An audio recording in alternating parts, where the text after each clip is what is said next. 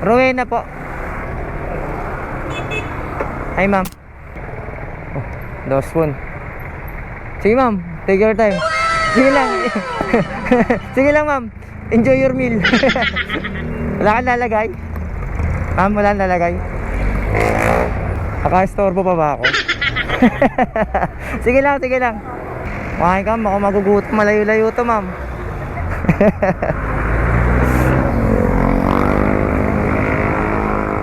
So 48 minutes, estimated time 18 kilometers to mga kabilad. So kumain si madam. Expected niya yata magugutom sa biyahe. Drinks ma'am. Baka mahirinan ka. Dito mamamakad ma'am para di sumabit. Yan. Okay, rinig mo ako. Okay, let's go. 48 minutes siguro, mga 1 hour to ma'am. Sama traffic. Okay.